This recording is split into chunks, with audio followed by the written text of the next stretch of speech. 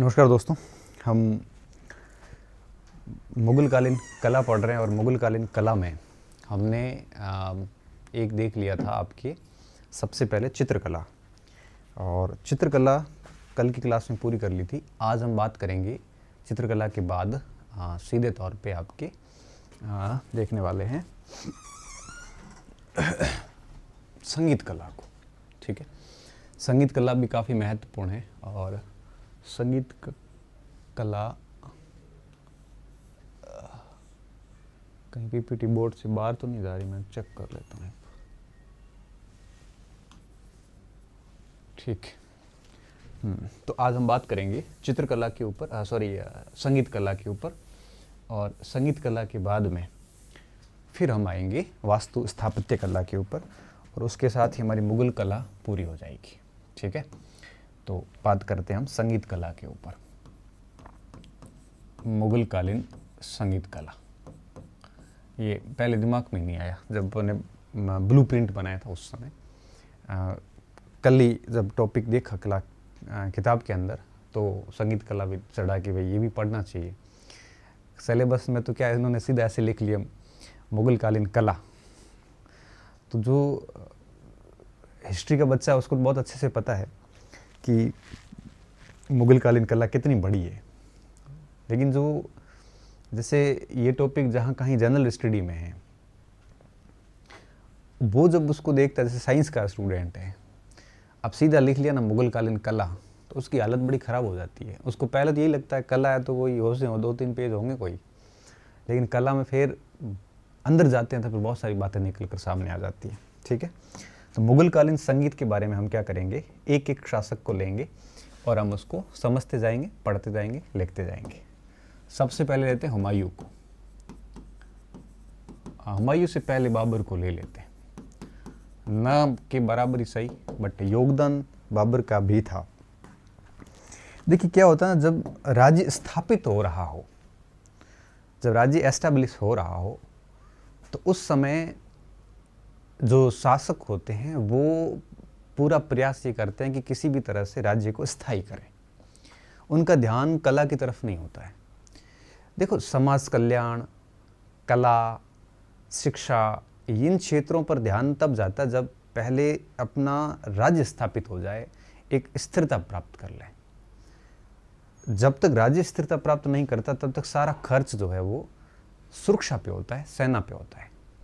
लेकिन जैसे लगता है कि राज्य अच्छे से एस्टैब्लिश हो चुका है, फिर सैन्य खर्च कम हो जाता है और कला, शिक्षा, साहित्य, संस्कृति, इन चीज़ों पे पैसा खर्च होना शुरू हो जाता है। तो कहने का साफ मतलब है कि जैसे आपके बाबर और हुमायूं का शासन था, उस समय तक अभी तक मुग़ल काल एस्टैब्लिश ढंग से नहीं हुआ था। और मुग़ल काल जब ढंग से एस्टैब्लिश नहीं हुआ था तो उनका पूरा ध्यान जो है राज्य विस्तार पे, राज्य को स्थायी करने में लगा हुआ था। इसलिए हम जब भी कला का पॉइंट पढ़ते हैं तो सीधा अकबर से शुरू होता है। उससे पहले ठीक है कला के बीज ज़रूर पड़े, लेकिन विकास नहीं हुआ। ठीक है ना। तो अगर अपन मुग़ल काल की बात करें और उसमें अगर अपन संगीत की बात करें, जैसे अपन ने अगर चित्रकला की बात की तो आपने देखा कि चित्रकला का विकास आपके हुमायूं ने एक प्रकार से शुरू कर दिया था। और सिराजी, तबरीज़ी ये मेन चित्रकार थे हुमायूं के काल में। मंसूर था, लेकिन मंसूर ने हुमायूं के काल में कोई प्रदर्शन नहीं किया। वो जहांगीर के काल में बड़ा चर्चित चित्रकार बना था आगे जाके। और अकबर के काल में भी काफ़ी अच्छे अच्छे चित्रकार थे। तो स्थापत्य देखेंगे वो भी आपके अकबर से ही शुरू होता है। हुमायूं ने और बाबर ने कोई विशेष काम नहीं किए थे। वैसी बात संगीत में भी आती है। संगीत के अगर अंदर बात करें तो बाबर के काल में बाबर खुद संगीत प्रेमी था, संगीतज्ञों का सम्मान करता था और बाबरनामा में भी उसने संगीत कला की काफ़ी तारीफ़ें करी है। लेकिन उसकी कुछ मजबूरियाँ ऐसी थी, उसकी कुछ समकालिक सिचुएशंस ऐसी थी कि वो कला की ओर ध्यान नहीं दे सकता था। अगर वो कला की ओर ध्यान देता तो उसका राज्य ख़त्म हो जाता। इधर राजपूतों से घिरा हुआ था, अफ़गानी भी उसके विरोधी थे, पीछे ईरान का शाह भी बड़ा विरोधी था, मंगोल, मतलब इस टाइप से कई सारी समस्याएं थी। मंगोल समस्या नहीं थी, अफ़गान समस्या मेन थी। अफ़गान और राजपूत दोनों बड़ी चुनौती थे बाबर के सामने। ऐसी स्थिति में वो कला पर ध्यान दे ही नहीं सकता था। फिर भी थोड़े बहुत पॉइंट्स जो हमें है वो बाबर के बारे में भी कहना चाहिए। ठीक है, और खुद जो है वो ईरानी तंबूरा बजाने में बड़ा माहिर था, ईरानी तंबूरा बजाने में माहिर था, ठीक है ना, बजाने में माहिर था। दूसरा, अब बाबरनामा में संगीत कला की प्रशंसा की है, संगीत कला की तारीफ की है,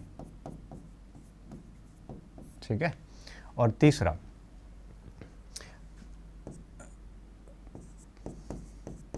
संगीतकारों के नाम भी लिखे हैं, संगीतकारों के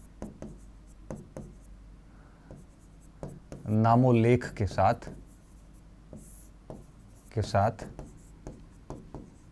उनकी प्रशंसा की है।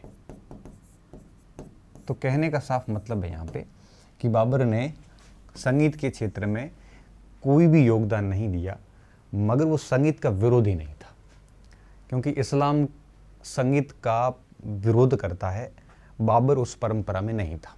बाबर ने संगीत में निसंदेह रुचि ली थी, हालांकि वो संगीत के विकास में कुछ कर नहीं सके, वो उसकी सिचुएशंस थी, लेकिन बाबर था संगीत प्रेमी, इसमें कोई दोहराई की बात नहीं। कथन से प्रश्न आ सकता है कि बाबर के संबंध में कौन सा कथन सही है या गलत है, तो इस टाइप से बन सकता है। बाबर के बाद में दूसरे नंबर पे हम आते हैं हुमायूं के बारे में, ठीक है। हुमायूं की अगर अपन बात करेंगे तो देखिए,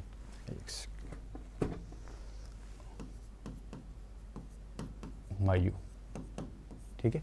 हुमायूं के काल में देखिए हर कला का लगभग ढंग से बीज पड़ गया था हुमायूं के काल में। और इसने, हुमायूं ने क्या क्या किया था, हुमायूं ने एक ग्रुप बनाया था, जैसे अहले मुराद कहते हैं, ठीक है। अहले मुराद ग्रुप में संगीतज्ञ भी थे, उसमें कई सारे कवि भी होते थे, उसमें नाटककार भी थे। तो कला के क्षेत्र के जितने भी एक प्रकार से कलाकार थे, उनके लिए इसने अहले मुराद समूह का गठन किया,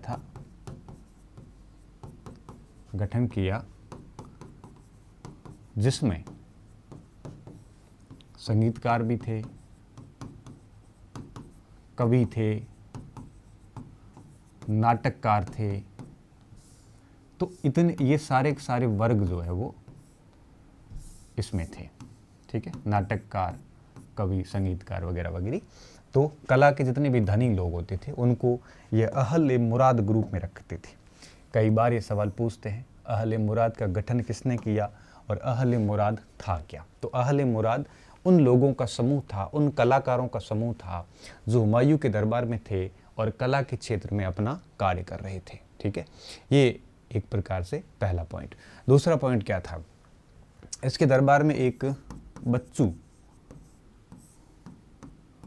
नामक गवैया था जो गीत गाता था, ठीक है।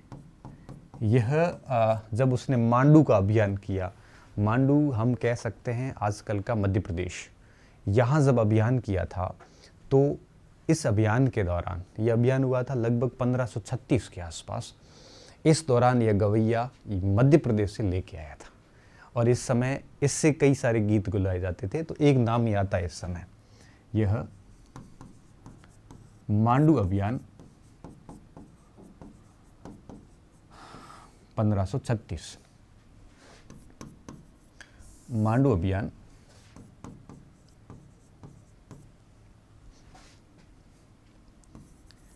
के दौरान लाया गया था, ठीक है। तो इसमें कोई विशेष बात नहीं थी, बस थोड़ा बच्चू का नाम याद रख लेना और अहले मुराद का ध्यान रखना। बाबर से कोई सवाल आज तक कभी संगीत से बना हुमायूं का भी नहीं है, लेकिन अहले मुराद का प्रश्न मैंने कई बार इतिहास के एग्जाम्स में देखा है, ठीक है। तो अहले मुराद क्या है उसके बारे में थोड़ा सा आप देख लेना। और ये अहले मुराद का प्रश्न जो है बनने के चांस रहते हैं बाकी इसमें अभी तक मैंने कभी कोई सवाल बनता हुआ देखा नहीं। ठीक है, तो अब हम बात करते हैं तीसरे पॉइंट पे। हुमायूं के बाद में आते हैं हम किसके ऊपर? अकबर के ऊपर। और गुप्त काल मौर्य काल के अंदर मुगल काल के अंदर हुमायूं जो है, इसके बाद में अकबर का काल शुरू होता है। और अकबर का काल चित्रकला का संगीत कला का एक प्रकार से सर्वोत्कृष्ट काल था, चरम काल था। ठीक है, हुमायूं के बाद में अकबर।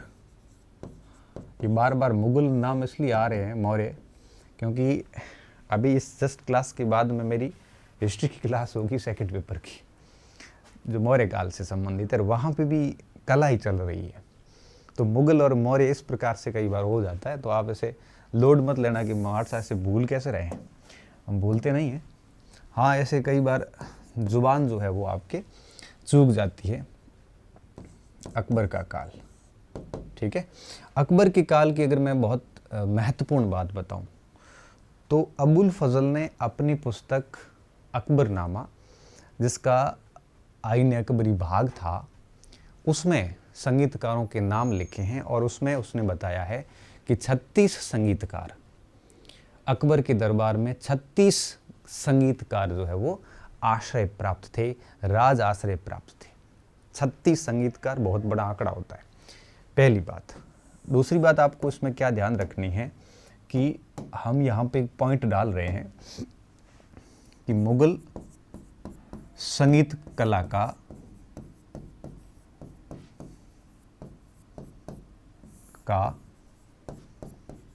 चरम काल, आप इसको अगर सर्वोच्च काल भी कह सकते हो, सर्वोच्च काल था किसका? अकबर का काल। ठीक है, तो सबसे बेहतरीन मुगल कला जो है संगीत कला, वो अकबर के काल में हमें देखने को मिलती है। ठीक है, ये हो गया पॉइंट यहाँ पे। दूसरी बात अबुल फजल क्या लिखते हैं? अबुल फजल के अनुसार, ये अबुल फजल के अनुसार चित्रकारों की बात आती है तब हम कहते हैं 17 चित्रकार थे। ठीक है ना।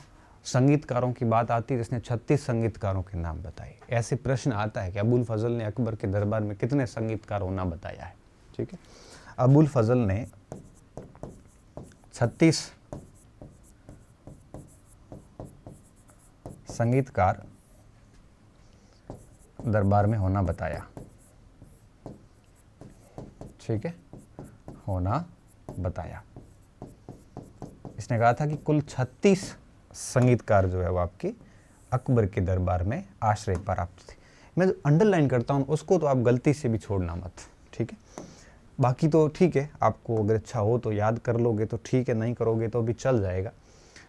लेकिन एटलीस्ट अंडरलाइन वाले तो अच्छे से याद रखना, क्योंकि ये बहुत सामान्य बातें हैं जो अक्सर परीक्षा में रिपीटेड मोड पे पूछी जाती है। ठीक है, अब हम क्या करेंगे, अकबर के काल के मुख्य चित्रकार, चाहे इस 36 में नाम है या नहीं है, सभी को लेंगे, जिसमें तानसेन का नाम अग्रिम पंक्ति में आता है। ठीक है,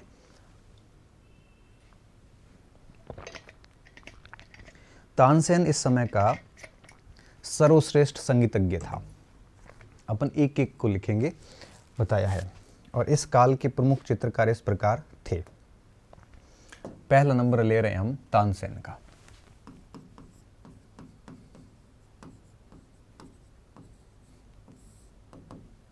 ठीक है, देखिए विद्यार्थियों, तानसेन ग्वालियर से संबंधित थे।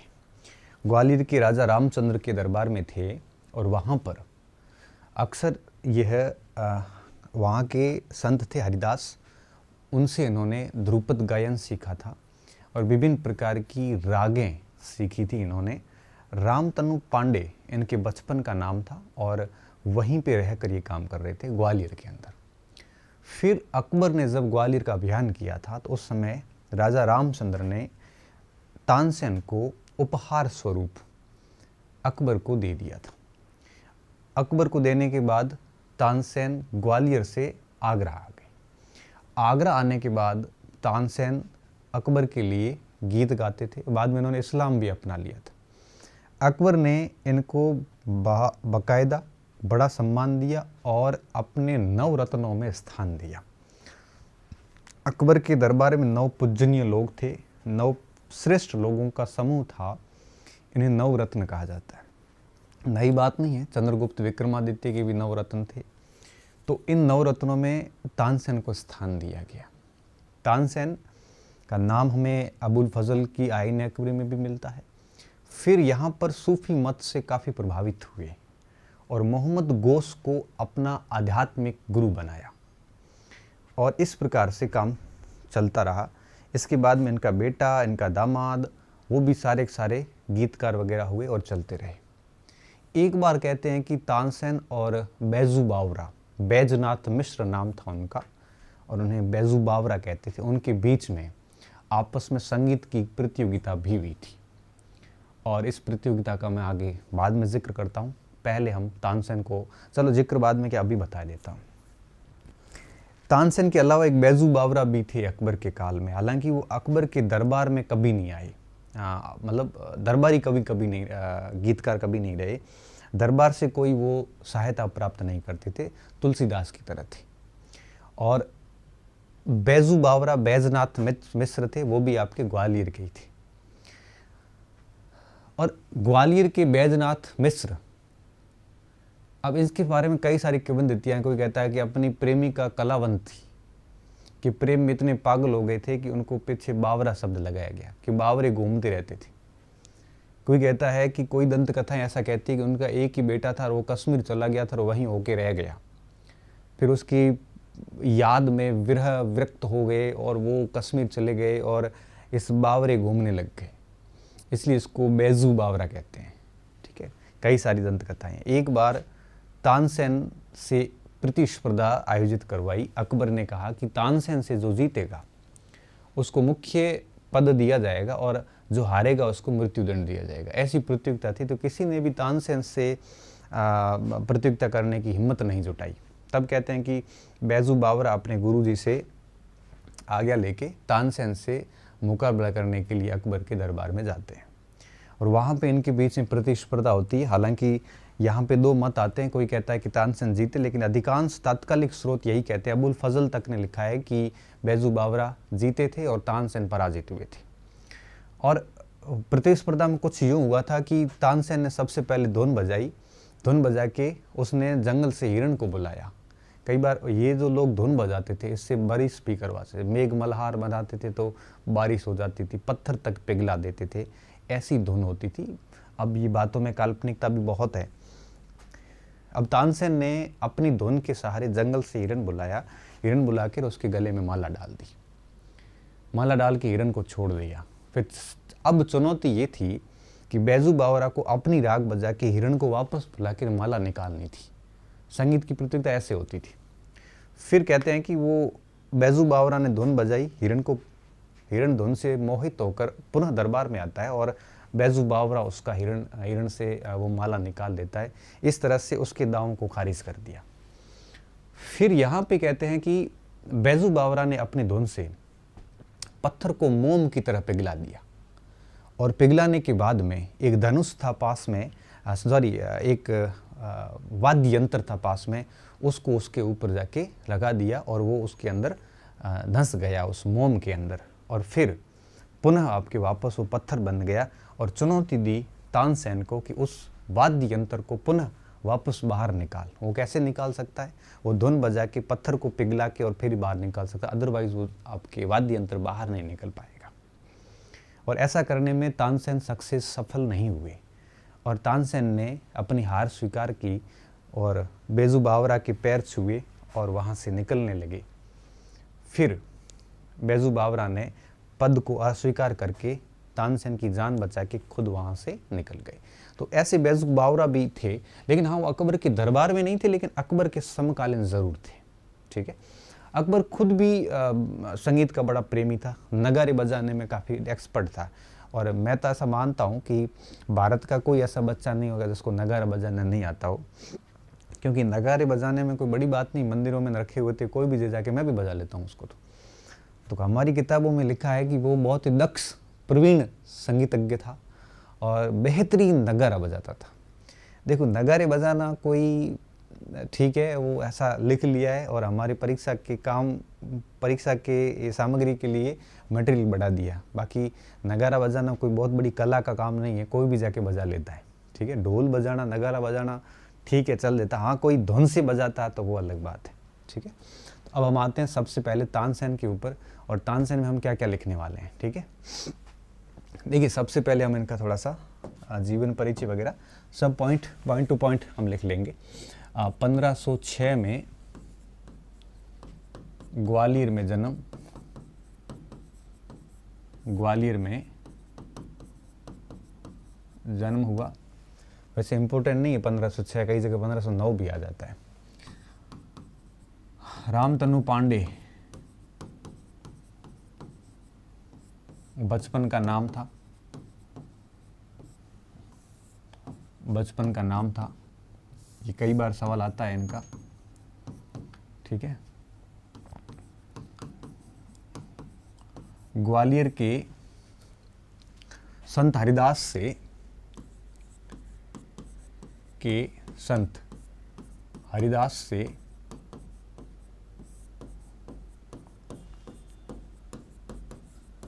संगीत सीखा था। ठीक है, किसे सीखा? संत हरिदास से संगीत सीखा था। इस चीज़ का आपको बढ़िया तरीके से ध्यान रखना है, संगीत सीखा, क्योंकि मोहम्मद गोस का नाम भी आएगा, लेकिन वो आध्यात्मिक गुरु थे। संत हरिदास से संगीत सीखा, रामतनु पांडे बचपन का नाम था, संगीत सीखा। रीवा ग्वालियर के पास में है, रीवा के राजा रामचंद्र ने अकबर को उपहार स्वरूप दिया,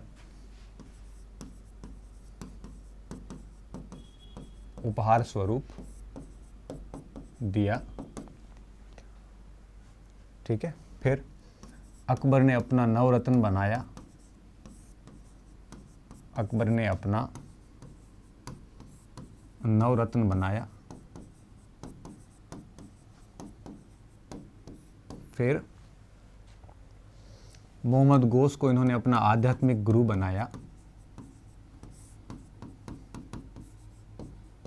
गोस ने आध्यात्मिक गुरु बनाया, गोस को,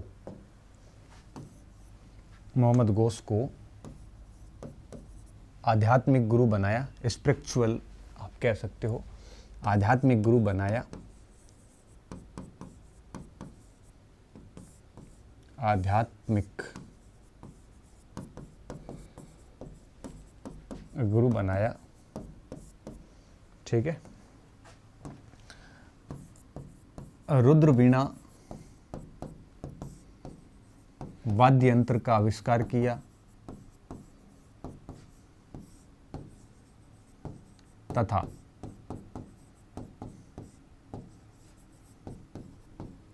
ध्रुपद गायन व कई रागों का विकास किया।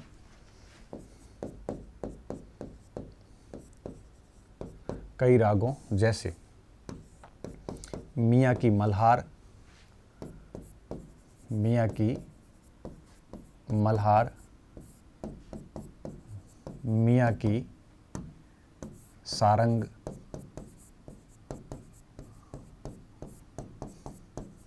मियाँ की टोड़ी। ठीक है, ऐसी कई सारी रागें हैं जिनका है वो इन्होंने विकास किया था। और मियाँ की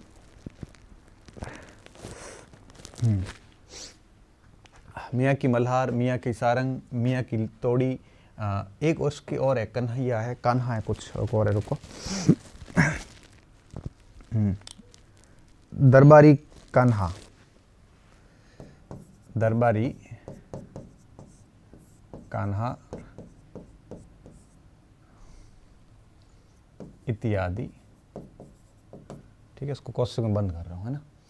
ध्रुपद गायन व कई रागों का विकास किया। ये सारी राग होती थी जो आपके दिन के अंदर और 24 घंटे में इनकी फिक्स समय होता है, उस समय गाई जाती है। ठीक है, तो धुन बजाई जाती है। रागों का विकास किया। का विकास किया,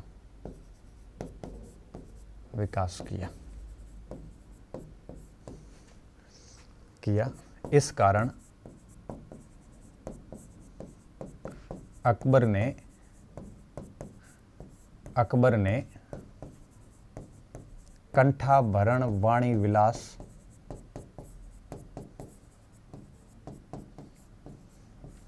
कंठ के अंदर वाणी के आनंद का आवास, वाणी विलास की उपाधि दी। ठीक है, मेरे हिसाब से आपको इतना याद कर लेना है, कम से कम इतना तो याद करना ही है। ये कई बार पूछ लेते हैं कि निम्नलिखित में से कौन सी राग तानसेन द्वारा विकसित नहीं थी, तो ये सारी बातें आ गई। तानसेन के बारे में अगर इतना ध्यान रख लोगे तो मेरा ये मानना है कि आपका काम बढ़िया तरीके से हो जाएगा। और इनके बारे में अबुल फजल क्या लिखते हैं कि पिछले 1000 सालों में भी ऐसा संगीतकार नहीं हुआ। ठीक है, तो ये बात वो हाईलाइट करके लिख रहा हूँ। पिछले 1000 सालों में भी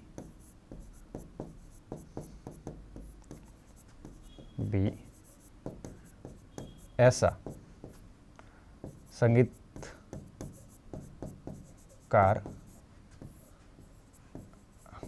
नहीं हुआ। कौन लिखता है? अबुल फजल लिखता है। ठीक है, ध्यान रखना इसका। बस तानसेन में इतनी बात है, बहुत है। ये फ्रूटफुल जितना भी मेन पॉइंट्स थे वो मैंने सारे यहाँ पे क्लियर कर लिए। ठीक है, तो 36 संगीतकारों का दरबार में होना बताता है अबुल फजल। उनमें से सबसे अहम जो नाम आता है वो आता है किसका? तानसेन का। और अब तानसेन के बाद में अब मैं कुछ और संगीतकारों के नाम लिखूंगा। ध्यान रखना, हम बैजू बावरा का नाम लिखने जा रहे हैं।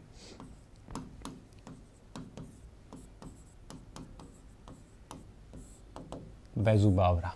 ठीक है, बैजू बावरा के अंदर हमें क्या क्या ध्यान रखना है? इन्हें ये बैजनाथ मिश्र थे, मिश्र ग्वालियर के थे ये भी, और संत हरिदास के ये भी शिष्य थे।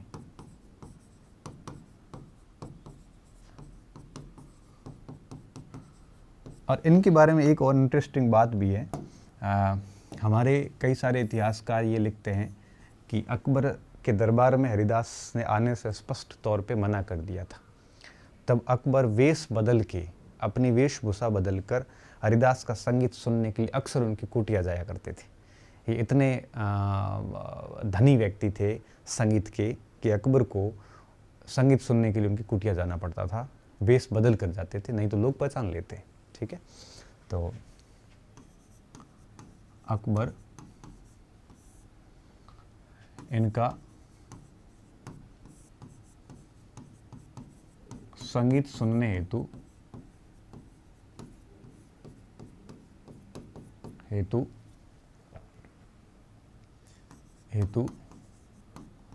जाया करते थे। ठीक है, सुनने हेतु जाया करते थे। हालांकि ऐसे सवाल आते नहीं, क्योंकि इनका कोई ऑथेंटिसिटी नहीं है, इतनी प्रमाणिकता नहीं है। ठीक है, अब इतिहासकारों ने बातें लिख ली और हम भी आपको बता देते हैं, बाकी इतना कुछ है नहीं। कई बार हरिदास भी दो हैं, एक आगरा में थे, एक ग्वालियर में। फिर आगे कुछ इतिहासकार ये लिखते हैं कि ग्वालियर वाले थे, बाद में वो आगरा आ गए थे, तो फिर हरिदास नाम ही चलता। फिर कई बार बच्चे भी कंफ्यूज हो जाते हैं, सर ये कौन से हरिदास थे, ग्वालियर वाले थे कि आगरा वाले थे? वो एक ही थे। अब दो अलग थे कि एक ही थे? बहुत सारी हज़ार चीज़ें हैं, लेकिन आपको इतना ज़्यादा नहीं सोचना। हमें जैसा मैं बता रहा हूँ आपको, इस क्रम से चलते रहोगे तो अपना काम बढ़िया तरीके से हो जाएगा। अब अकबर जाते थे तो जाते थे, अब कहाँ जाते थे, क्यों जाते थे, इतना ज़्यादा लोड लेने की आवश्यकता नहीं है, ज़्यादा PhD करने की ज़रूरत यहाँ पे है नहीं। ये मैं इसलिए बात बता रहा हूँ क्योंकि आप कोई भी किताब खोलोगे आपको हर किताब में अलग अलग पॉइंट मिल जाते हैं, तो फिर आप कंफ्यूज हो जाते हो। ठीक है, हरिदास के शिष्य थे।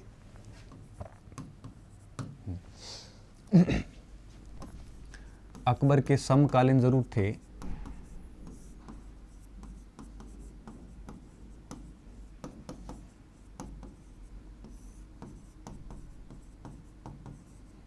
जरूर थे,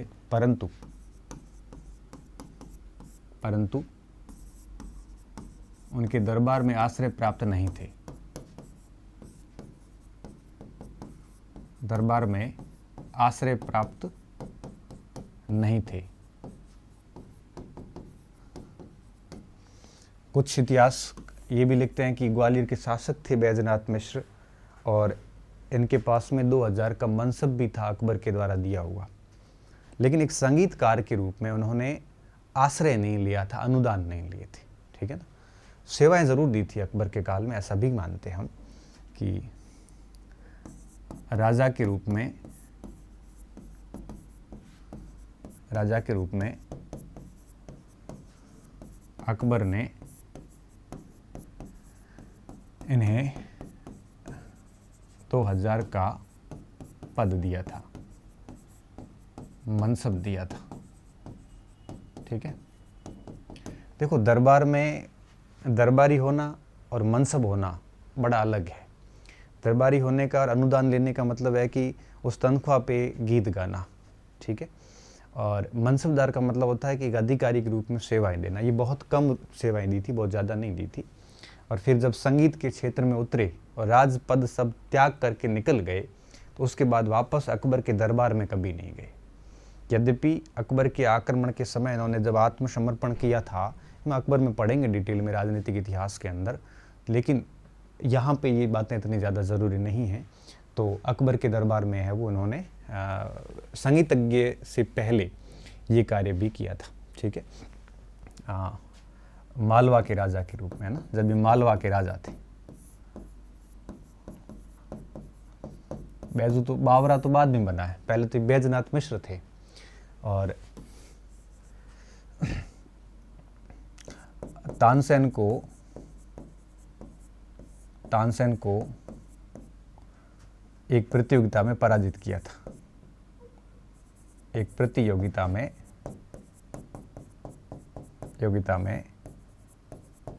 पराजित किया था।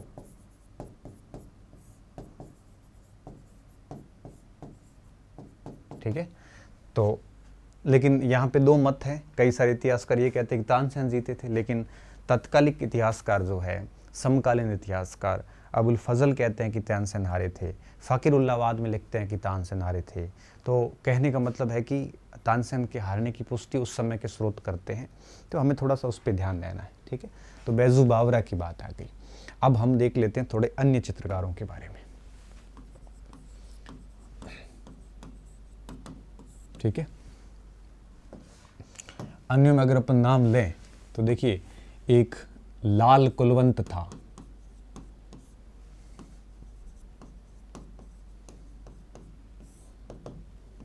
ठीक है। इसके बारे में आपको ध्यान रखना है कि इसी से या इसने अकबर को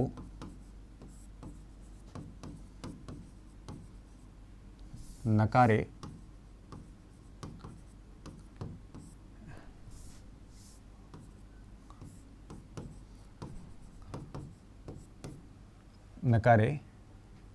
बजाने सिखाए थे, बजाना सिखाया। तो कई बार ऐसे सवाल आता है कि अकबर को संगीत की शिक्षा किसने दी थी? तो लाल कुलवंत ने दी थी। ठीक है। तो ये संगीत की शिक्षा में अकबर को ये नकारे बजाने इसने सिखाए थे। इस चीज़ का थोड़ा ध्यान रखना। लाल कुलवंत के अलावा आपके कई सारे और भी नाम आते हैं, जैसे गोपाल का नाम आता है ना, रामदास का नाम आता है, सुजान का नाम आता है, मियाँ चांद का नाम आता है, मियाँ लाल का नाम आता है, गिजाली का नाम आता है। गिजाली का थोड़ा स्पेशल ध्यान रखना। क्यों? क्योंकि 1572 तक ये अकबर का राज कवि था। अकबर का राज कवि था।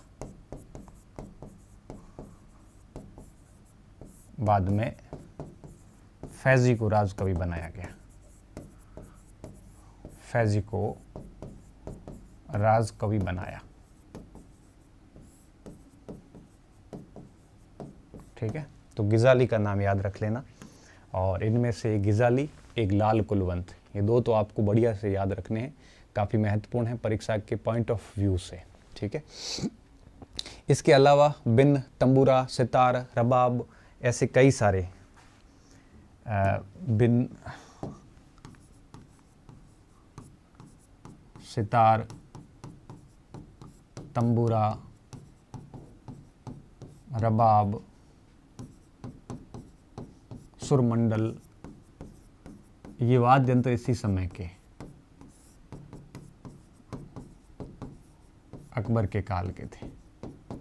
ठीक है, अब देखिए ये अकबर के काल की संगीत हो जाती है यहाँ पे कंप्लीट।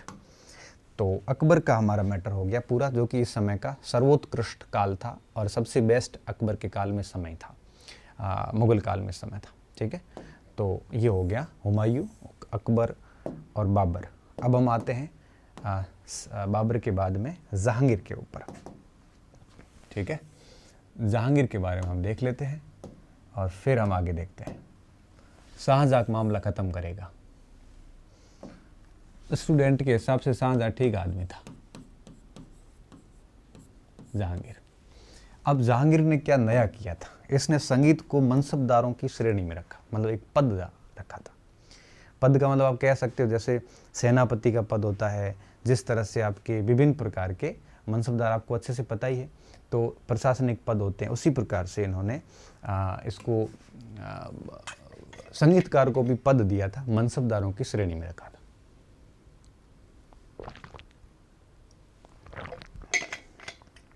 साथ ही साथ विलियम फिंच लिखते हैं कि इसने, जहांगीर ने संगीतकारों की 7 श्रेणियां बना दी थी। ठीक है, और उस प्रकार से काम चलता था यहाँ पे। तो इस समय इतना ज़्यादा कला का विकास तो नहीं हुआ, लेकिन हाँ ये था कि इस समय भी आपके संगीत बराबर दरबारी संरक्षण में रहा अवश्य था। ठीक है, तो पहली बात कि संगीतकारों को कारों हेतु मनसब श्रेणियां बनाई गई, और विलियम फिंच क्या कहते हैं कि संगीतज्ञों को 7 भागों में बांटा। ठीक है, नृत्यकार अलग, गाने वाले अलग, धुन वाले अलग, बजाने वाले अलग, इस टाइप से भागों में बांटा। ठीक है, ये फिंच कहते हैं। इसके बाद में दूसरा जो मेन पॉइंट आता है, इस समय के प्रमुख चित्रकार कौन थे, सॉरी संगीतज्ञ कौन थे। अगर अपन प्रमुख संगीतज्ञों की बात करें तो इस काल में बहुत बड़े बड़े कोई संगीतज्ञ थे नहीं, लेकिन एक तो था विलास खान, जो तानसेन का दामाद था। क्या था? तानसेन का दामाद, गोद लिया हुआ ये पुत्र भी था।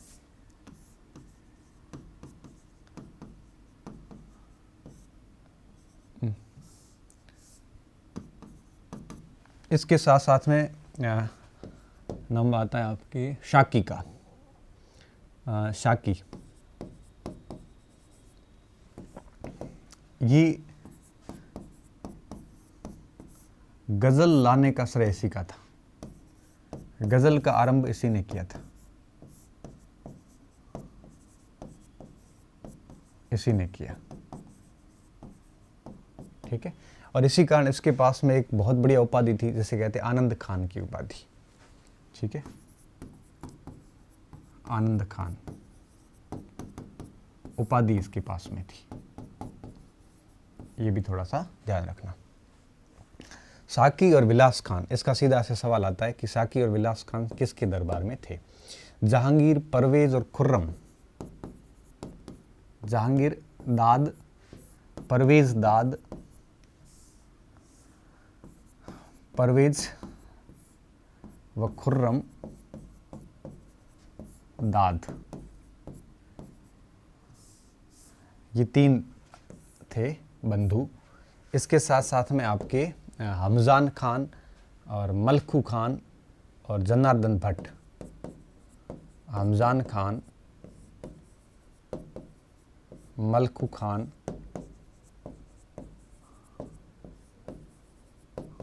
और जनार्दन भट्ट, ये सारे के सारे इस समय के मुख्य संगीतकार थे। आप तो बस ये 2 याद रख लेना ठीक ठाक तरीके से, ठीक है। तो जहांगीर के काल में कुछ विशेष नहीं था, इतना ही था। शाहजहां के काल में काफ़ी इंपॉर्टेंट बातें आएगी। यहाँ 30 संगीतज्ञ थे शाहजहां के काल में, ठीक है। जहांगीर को लिख लीजिए, मैं अगली स्लाइड पे आ रहा हूँ।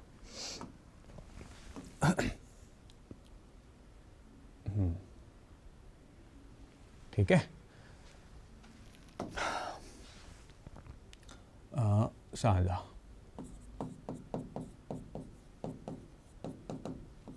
ठीक है। अब देखो 30 संगीतज्ञ थे इस समय, और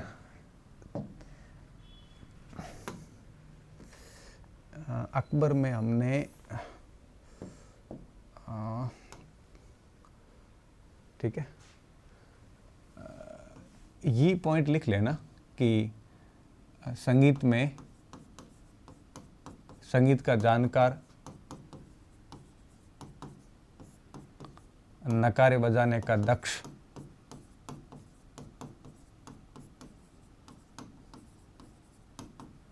अभी नहीं बताया फिर कहोगे सर आपने लिखवाया नहीं, हमें परीक्षा में आल आ गया ना, आपने सीधा लिखवाया नहीं। ऐसे करोगे इससे अभी लिख लेना, ठीक है। बच्चों को बहुत अच्छे से जानता हूँ, हूबहू लाइन आएगी तब भी गलत करेंगे। हुमायूं का एक सवाल आया कि निम्नलिखित में से कौन से चित्रकार हुमायूं के दरबार में थे। ऑप्शन सीधा पड़ा था, सिराजी और तबरीजी, सीधा ऑप्शन पड़ा है। लेकिन नहीं सर, इसका उत्तर क्या होगा, क्या होगा? इतना तो बताया, सिराजी ने क्या किया था, तबरीजी ने क्या किया था। उसमें क्या एक जगह मंसूर भी लिखा था। मैंने आपको बहुत अच्छे से बताया कि मंसूर नाम का वो व्यक्ति जो था, वो नाम ही आता है केवल, उसका कोई चित्र हुमायूं के काल में नहीं आता। इतनी बात क्लियर है ना, फिर भी कहेंगे अब इसका उत्तर क्या करें। ऐसे लोगों का जीवन में कभी सिलेक्शन नहीं हो सकता। क्यों? क्योंकि जब आप अपने आप में स्पष्ट ही नहीं हो, जब कंटेंट को लेके आप क्लियर ही नहीं हैं, तो फिर कुछ नहीं हो सकता। फिर आपको कोई तार नहीं सकता। महात्मा बुद्ध ने कहा था आत्मद्वीप भव, और वो स्थिति आप में बिल्कुल नहीं है। मैंने बताया था कि गांधी ने किसको हिमालयन भूल कहा। इस पर मुझे हर दिन एक प्रश्न आ जाता है कि किसको कहा सर, उसने इसको बोला। मैंने इतना स्पष्ट तरीके से बता रखा है, फिर वापस कंफर्म करने की आपको ज़रूरत क्यों आती है? मैं कंफर्म कर लूँगा, लेकिन मुझे दिक्कत नहीं है। लेकिन इससे ना आप, मुझे ऐसा महसूस होता है कि आप ध्यान से वीडियो सुनते नहीं हैं। अगर ऐसे करोगे तो 400 450 वीडियो होते हैं टोटल, तो आप क्या वीडियो याद रखोगे, क्या रिजल्ट दोगे आप? अब एक आया पंचतंत्र का अनुवाद किसने किया, 3 दिन पहले मैंने बताया था, क्लियर बताया था कि अरबी में अनुवाद क्या कहलाता है। फारसी में 2 अनुवाद है, एक अनुवाद विभाग से बाहर हुआ है, अनुवाद विभाग का अबुल फजल ने किया है, किस नाम से किया, कितना स्पष्ट बताया है। फिर भी कईयों के मैसेज आ गए, सर उसने ये लिखा है। अरे मैं क्या करूं, किसने क्या लिखा है? मैं मेरी रास्ते पे चलता हूँ, गलती नहीं करूँगा मैं। तो इससे क्या होता है, आप बड़े यूँ कहिए कि गलत डायरेक्शन में चल रहे हैं। खुद समझिए, वीडियो को 3 बार देख लीजिए। फिर भी लगता है कि अब कन्फ्यूज़न है तो थोड़ी किताब देख लो, पास में होगी आपके। किताब में और वीडियो में बहुत ज़्यादा कन्फ्यूज़न हो रहा है, फालतू का नहीं हो। कन्फ्यूज़न मैं दावे के साथ कह सकता हूँ कि मैंने कोई टॉपिक पढ़ाया है ना, इतना सरल भाषा में पढ़ाया है कि कन्फ्यूज़न की गुंजाइश मैंने छोड़ी ही नहीं। फिर भी कन्फ्यूज़न हो रहे हैं, तब बड़ा गड़बड़ काम है। क्योंकि मैं पिछले 10 वर्षों से पढ़ा रहा हूँ, और 10 वर्षों का मेरा एक अनुभव कहता है कि हर एक शब्द को मैं सरल करते हुए चलता हूँ। कोई ऐसा शब्द नहीं छोड़ा होगा, हर पॉइंट क्लियर करते हुए आगे बढ़ा हूँ। मैंने गुंजाइश ही नहीं रखी है। फिर भी अगर आप कंफ्यूज हो रहे हैं ना, बार बार हर वीडियो में 5-5 जगह पे इसका मतलब आपका काम बड़ा खराब है। ऐसे विद्यार्थी को किताब लेके पढ़ना चाहिए, और ऐसे विद्यार्थी कभी भी किसी किताब को पढ़ नहीं पाते हैं। क्यों? क्योंकि हर बात पे आप बाल की खाल निकालते अंदर अंदर चले जाओगे, उस जगह ही रह जाओगे। मैं कहता हूँ आप ज्ञान अर्जित कीजिए, समझ विकसित कीजिए, लेकिन तथ्यों के इस जाल में फंसिए मत। नहीं तो चयन करवाना आसान भी बहुत है और मुश्किल भी बहुत है। तो इतना ज़्यादा लोड मत लिया करो और कुछ खुद समझदार बनो, ठीक है ना। नहीं समझ में आता तो ऐसे सीधा उछल के मैसेज बॉक्स में मत आया करो। कई बार तो वीडियो अपलोड हुआ ही नहीं है, 2 मिनट में आ जाता है, तो आपने सुना कब उसको? मुझे बनाने में 3 घंटे लगे, आपने 10 मिनट में कैसे फिनिश कर दिया उसको? कहीं ना कहीं ये आस आपकी असफलता का कारण बनेगी, ठीक है ना। तो कम से कम थोड़े समझदार बनिए। आजकल तो सब एक ही मैसेज आते हैं, सर रीट की करूं कि फर्स्ट ग्रेड की करूं। अब ये तो आपका मैटर है, मैं क्या बताऊं। आपको अगर विश्वास है तो फर्स्ट ग्रेड में भी हो जाएगा। अगर आप इसे फर्स्ट ग्रेड रीट के चक्कर में रहोगे तो दोनों में नहीं होगा। कंपटीशन दोनों का ही सरल नहीं है और दोनों का ही कमज़ोर कंपटीशन नहीं है। अगर आपको ये लगता है कि मेरा रीट में हो जाएगा, फर्स्ट ग्रेड का पता नहीं, तो रीट की कर लो। अगर आपको लगता है कि रीट का पोस्ट छोटी है और उसकी कंपटीशन कम है तो आप मूर्ख हो। 125-30 कट ऑफ रीट में रहती है और फर्स्ट ग्रेड की कट ऑफ 65% क्रॉस नहीं करती है। तो आप लोगों, अब मेरे को लोग ये कहते हैं, मेरे को उसने ये बोला है, लोग कहते हैं कि तेरा फर्स्ट ग्रेड में नहीं होगा। अगर जो लोगों के भरोसे आप रहोगे ना, तो आप गणपत सिंह का नहीं, दुनिया के किसी भी टीचर का कोर्स पढ़ लेना, आपका सिलेक्शन हो ही नहीं सकता। क्योंकि कोई लोग आके आपको डाइवर्ट कर जाते हैं। फिर आप मेरे पास आते हैं, सर लोग ये कह रहे हैं कि तेरा नहीं होगा, तो लोग कह रहे हैं कि तू मरेगा, तो वास्तव में तू मर जाएगा क्या? लोगों की क्यों सुनते हो? अच्छा, लोग भी ऐसे कहते हैं जिन्होंने जिंदगी में कभी पटवारी का एग्जाम नहीं दिया, आप उनकी बात सुनकर खुद कंफ्यूज हो जाते हो। ऐसे लोगों का भगवान ही मालिक है। ऐसे लोग केवल कोचिंग सेंटर्स का रेवेन्यू बढ़ाने का काम करते हैं, और ये क्लासेस ऐसे लोगों के लिए कभी फायदेमंद नहीं हो सकती, ठीक है ना। अपने इस बैच में इतने स्टूडेंट है जिससे आधी भी पोस्टें नहीं है। आप ये मान के चलिए, मैं कह रहा हूँ कि इस बैच का अगर पूरा रिजल्ट निकालेंगे ना, तो भी 3 में से 1 स्टूडेंट होता है। इससे ज़्यादा मेरे पास करीबन हम मान के चलिए कि 900 पोस्ट आ रही है ना, तो इससे 3-4 गुना ज़्यादा ही स्टूडेंट है इस बैच में। और ऐसी स्थिति में 900 हिस्ट्री की मैं बात कर रहा हूँ, और आप ऐसे ही कर लोगे तो मुझे अच्छे से पता है कि 300-400 बच्चे ही हैं जो इस बैच का फ़ायदा ले पाएंगे। बाकी ऐसे ही रहेंगे कि लोगों ने ये कहा, लोगों ने वो कहा। ये बातें मुझे इसलिए बतानी पड़ती है, मैं हमेशा जब पढ़ाता हूँ ना, तो मैं इन चीज़ों पे जानने का कोशिश करता हूँ कि ना जाऊँ, लेकिन कई बार इतने मैसेज आते हैं मुझे फिर डांटना पड़ता है, मेरी मजबूरी हो जाती है। बाकी मैं क्लास को डाइवर्ट नहीं करना चाहता। तो कम से कम थोड़े से सजग बनिए, जागरूक बनिए और बढ़िया तरीके से पढ़िए, थोड़ा खुद पे विश्वास रखिए। मैंने आपको कह रखा है कि अपने वीडियोस भी याद कर लिए ना, तो भी नौकरी लग जाएगी। अगर आपकी इतनी औकात नहीं है ना कि 300-400 वीडियोस देख के 4-5 रजिस्टर 7 रजिस्टर बना के अगर याद नहीं कर सकते ना, तो आप इस पूरी कंपटीशन की दुनिया से आउट हो। यही चीज़ें आप अगर किताबों में पढ़नी शुरू करोगे ना, तो आपको 8 से 10 बड़ी बड़ी पोथे पढ़ने पड़ते हैं 3-3 साल तक। उनका निष्कर्ष निकाल के मैं आपको 5-7 रजिस्टर में दे रहा हूँ, वो आपसे काम नहीं हो रहा है।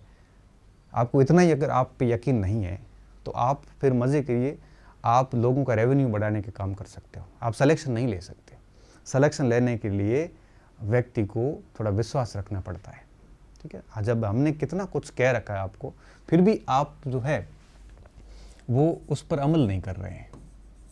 कुछ बच्चे बहुत कर भी रहे हैं। उसके दरबार में 30 संगीतकार थे। इस समय एक नवीन शैली विकसित हुई थी, कसीदा। कसीदा होता है ना, आज भी हम कहते हैं कि कसीदे गढ़े गए, उसके कसीदे गढ़े जा रहे। क्यों किसी के कसीदे गढ़ रहे हो? कसीदे का मतलब था प्रशंसात्मक गीत का ना, ये कसीदे होते हैं कि राजा अपनी जब तारीफ सुनना चाहते हो एक गायन शैली में, तो उसको कसीदे बोले जाते हैं, ठीक है। प्रशंसा हेतु गाए जाने वाले गीत कह सकते हो, बोल कह सकते हो, है ना। कसीदा नामक नवीन शैली का विकास करवाया, विकास करवाया था। ठीक है, तो कसीदा शैली पहली बार है वो शाहजहां के काल में हमें देखने को मिलती है। यहाँ लाल उसका गुण समंदर का नाम जरूर आता है, लाल खान का, जो बड़े संगीतकार थे इस समय, उस पर भी हम आते हैं। तो दो बातें यहाँ पे हो गई। तो तीसरी बात क्या थी, इस समय के मुख्य संगीतकार कौन थे? इस समय के मुख्य संगीतकार,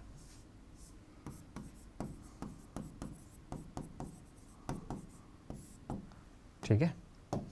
अब देखिए, सबसे पहला नाम आता है अबू तालिब का, अबू तालिब, तालिब, ठीक है। इसको राज कवि की उपाधि थी। यह शाहजहां का राज कवि था, राज कवि था। कसीदा लिखने में दक्ष था।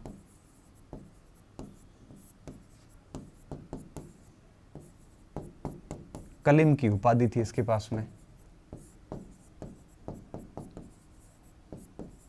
कलीम उपाधि थी इसके पास में। साकीनामा,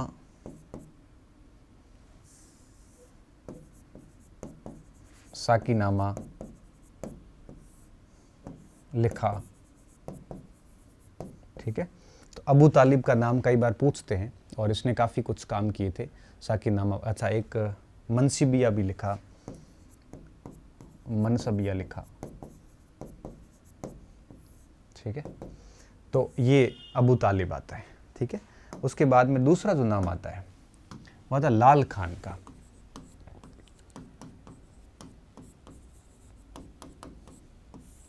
ठीक है, ध्रुपद गायक था और शाहजहां ने इसको गुण समुद्र की उपाधि दी थी, गुण समुद्र की उपाधि। ठीक है, ये काफी महत्वपूर्ण है कि शाहजहां ने किसको गुण समुद्र की उपाधि दी थी? लाल खान को। तीसरा पॉइंट आता है आपके खुशहाल खान।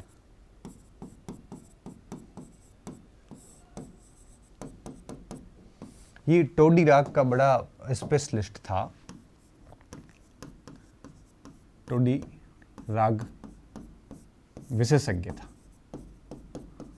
एक बार कहते हैं कि ये टोडी राग गा रहा था खुशहाल खान और शाहजहां सुन रहा था। इतना मंत्रमुग्ध हो गया कि उसके पास में एक आदेश आया। उस आदेश में ये था कि औरंगजेब को दक्षिण भारत का गवर्नर बना के भेजा जा रहा था। ये वही काल है शिवाजी वाला।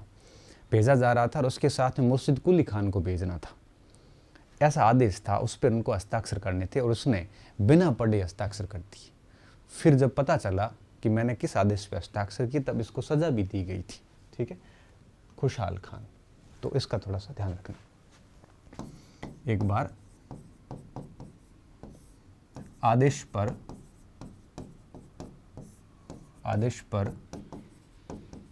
बिना पढ़े हस्ताक्षर किए। ठीक है, आदेश क्या था? औरंगजेब के साथ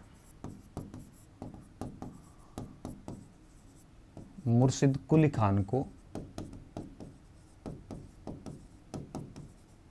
दक्षिण जाना, ये आदेश था। ठीक है, तो ये थे खुशहाल खान जो काफ़ी चर्चित रहते थे उस समय। ठीक है, इसके अलावा आपके एक थे सुखसेन, जो कि आपके रबाब बजाने में बड़े माहिर थे, और दूसरे थे आपके सुरसेन, जो वीणा बजाने में दक्ष थे।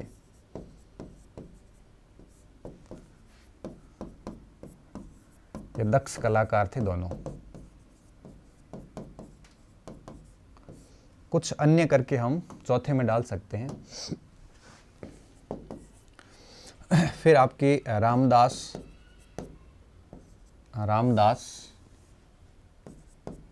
महापात्र, जगन्नाथ, महापात्र जगन्नाथ, दुर्रम खान,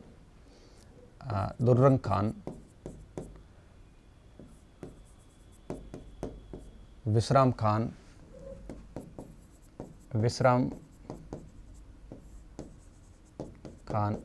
सईद गिलानी, ये फारसी कवि था, गिलानी फारसी था। ठीक है, ये कुछ अन्य जो है वो आपके यूं कहिए कि संगीतकार थे, अन्य संगीतकार।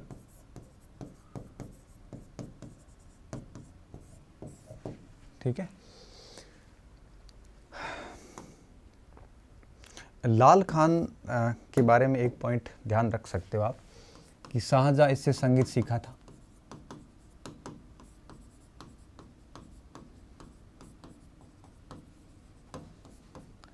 शाहजहां सूफी संगीत का में दक्ष था।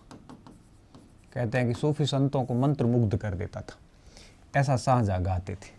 ठीक है, कई बार क्या होता था ना कि जब ऐसे दरबारी, ऐसे राजा शासक वगैरह जब गीत गाते हैं, कोई पेंटिंग बनाते हैं ना, तो जो इनके दरबार में बैठते हैं उन लोगों को कसीदे गढ़ने ही पड़ते हैं उस पेंटिंग या उस गीत के, इसके अलावा कोई ऑप्शन नहीं है भाई, सीधी सी बात है। शाहजहां गीत गा रहा है, किसकी औकात होगी जाके ये कह गया आप गंदा गा रहे हो। तो ये लिखने पड़े कि सूफी संगीतकार भी मंत्र मुग्ध हो जाते थे, जबकि ऐसा होता कुछ भी नहीं था। अब जैसे मान लो भारत का कोई प्रधानमंत्री या मुख्यमंत्री कोई पेंटिंग बना दे, ठीक है, घटिया सी, सबसे घटिया थर्ड क्लास पेंटिंग, उस पेंटिंग को अपने मंत्रियों को या किसी को दिखाएंगे तो वो क्या कहेंगे, अरे शानदार बनी है। वो ये नहीं कहेंगे कि साहब सबसे घटिया पेंटिंग, पेंटिंग के नाम का ये धब्बा है। लेकिन नहीं, वो प्रशंसा करनी पड़ेगी। जाएंगे कहाँ, मंत्रालय पद चला जाएगा उनका। तो ऐसा संभवतः होता होगा, लेकिन हमें परीक्षा के पॉइंट ऑफ व्यू से इसको याद करना ही पड़ेगा कि शाहजहां बेहतरीन संगीतज्ञ थे और कोई ऑप्शन नहीं हमारे पास में। ठीक है, तो ये शाहजहां की बात हो गई। और अब मैं अंत में आ रहा हूं, औरंगजेब। अंत औरंगजेब ही करेगा।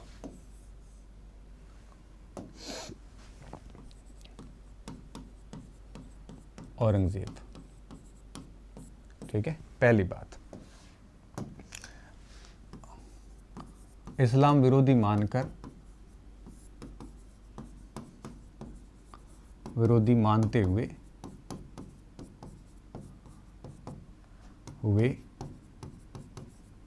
संगीत, या यूं कहिए कि दरबारी संगीत पर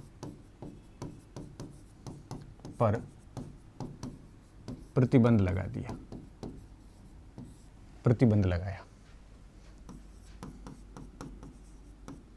परंतु स्वयं वीणा में प्रवीण था। ये वही वापस बात है ना शाहजहां वाली। लेकिन आप ध्यान रखना, आपको परीक्षा में ऐसे नहीं लिखना है कि ऐसा कुछ था ही नहीं, जबरदस्ती उनको प्रशंसा करनी पड़ती थी। प्रतिबंध लगाया, ठीक है, प्रवीण था। इस प्रतिबंध के खिलाफ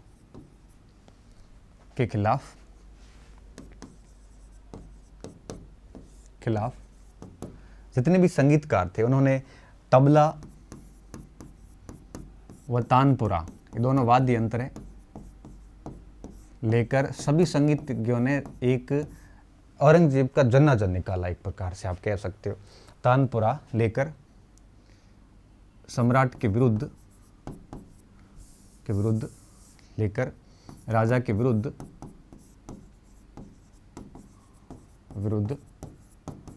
रैली निकाली। तब व्यंग्य में औरंगजेब ने क्या कहा था, दरबारियों को व्यंग्य शैली में कहा था कि इन सभी को ले जाओ और ऐसे ले जाके इतना जमीन के अंदर गाड़ दो कि 200-400 साल तक इनकी वापस आवाज़ ऊपर नहीं आनी चाहिए। गायक है ना सारे, इनकी आवाज़ को दफन कर दो आप। व्यंग्य शैली में कहा था ना, निकाली। इस पर व्यंग्य शैली में औरंगजेब ने क्या कहा, इनको दफन कर दो,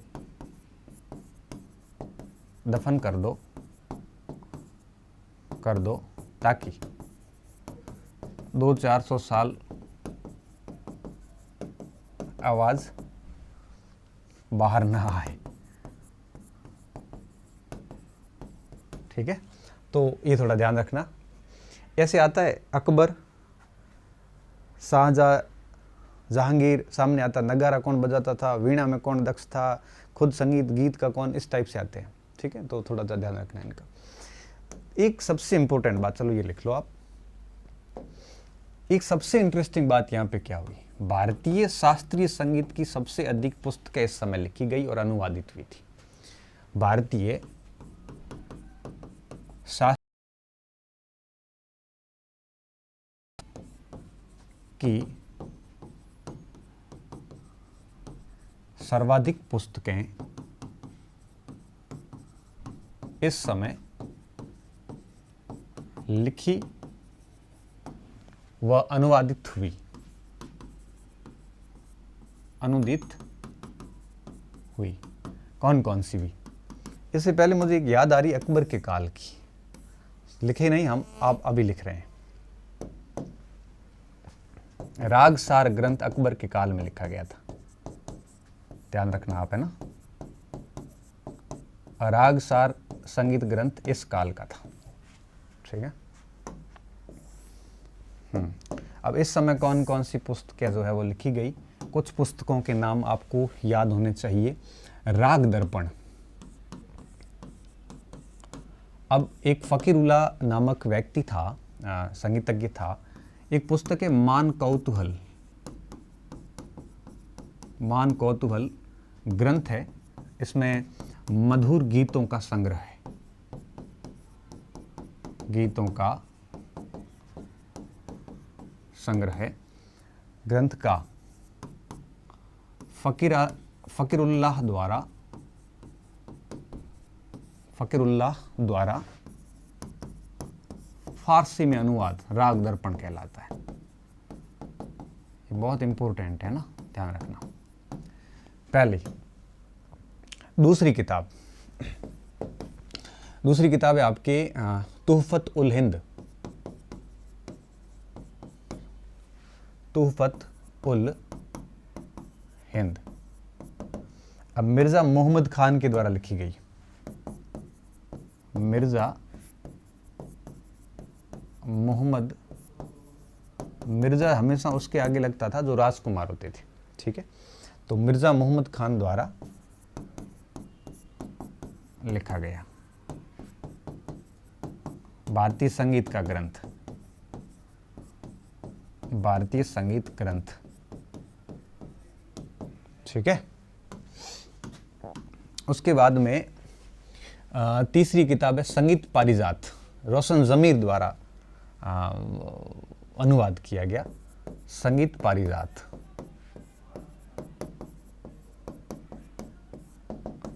रोशन जमीर द्वारा।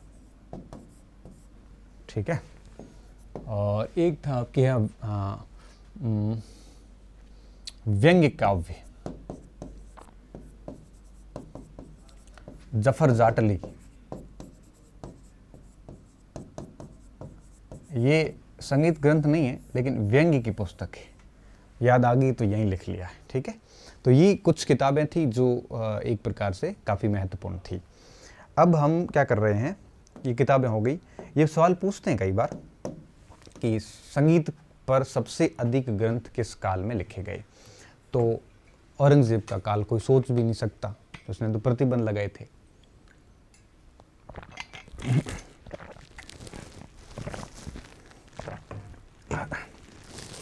ठीक है, अब हम औरंगजेब को ख़त्म करने जा रहे हैं, लेकिन उसके साथ साथ में 2 पॉइंट हम क्लियर कर लेते हैं औरंगजेब के, नोट करके आप लिख सकते हो। इसके काल में कुछ मुख्य संगीतज्ञ थे, जैसे आपके रसबेन खान,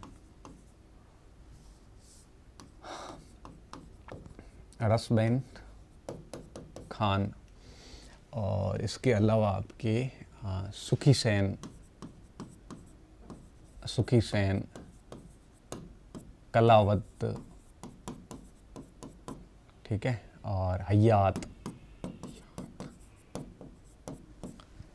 ये प्रमुख चित्रकार थे, संगीतकार थे। लेकिन ये दरबार में नहीं थे, लेकिन इस समय के थे, इस काल पीरियड के थे, ठीक है। और एक पॉइंट और भी हम यहाँ पे कर सकते हैं कि संगीत मुबाह है, न अच्छा है, मुबाह मतलब ना अच्छा है और ना बुरा है। अब ये किसने कहा है? ये कहा है औरंगजेब ने। किसने कहा? औरंगजेब ने। क्यों कहा, कब कहा? हुआ दरअसल ये था कि एक मुआसिरे आलमगीरी किताब है, मैंने आपको पहले ही बताई है, मुतइद खान की मुआसिरे आलमगीर।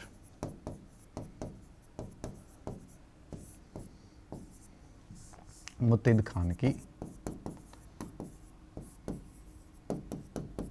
ठीक है।